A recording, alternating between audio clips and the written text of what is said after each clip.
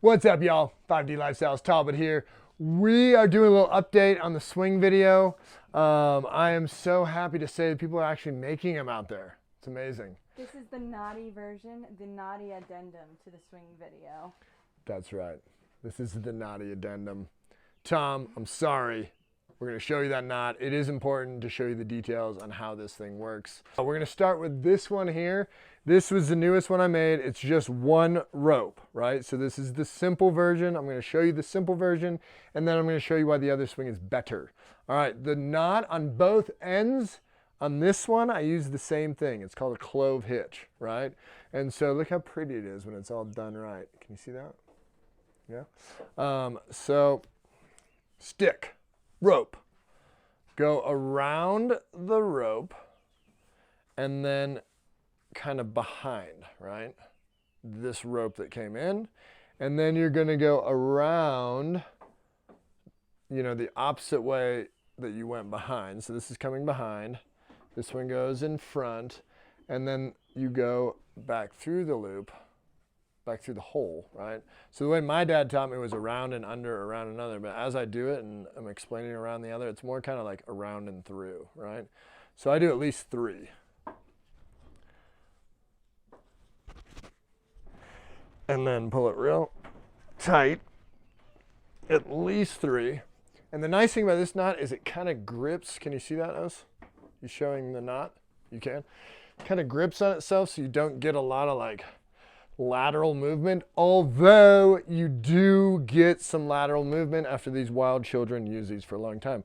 So you periodically have to adjust it and maintain it. Sometimes if you like, see you can't get it to slide, if you see it like this, you're like, kid's gonna hurt themselves. So you can just kind of slide, and when you slide it with your hands, it moves, but if you slide it with the post, it doesn't move as much, although again, it does kind of move a little. So like you want to like look at it and make sure it's centered. Now on the other end, right, so up here I've done exactly the same thing, and you can go around and under again. You can do as many times as you want up here, but I'd say at least 3 hitches are a nice way to go. So I'm doing it on a square post. So there's an edge on that wood. So with a lot of movement, it rubs through the rope. And it might have broke one time a while ago with a certain cameraman swinging. I'm really sorry, son.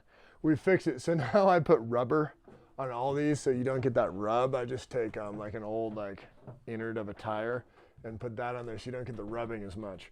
On this one, I did it differently.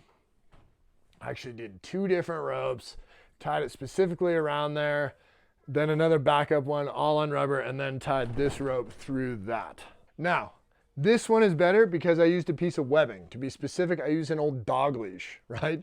Get a dog leash, it works great.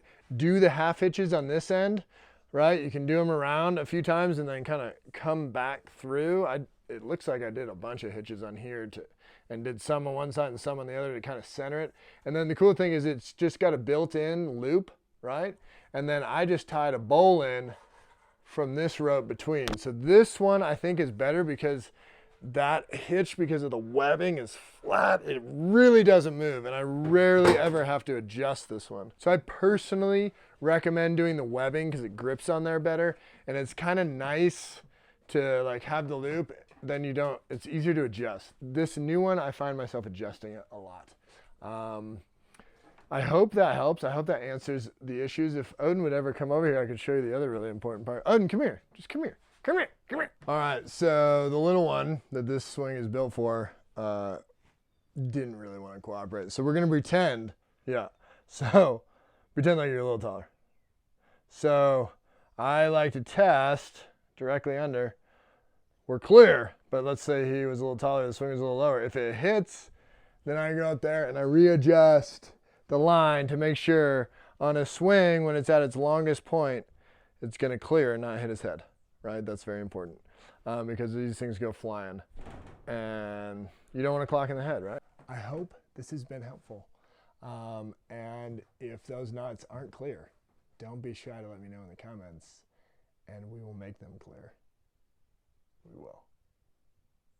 Because safety is important. Be safe. Much love. Happy New Year.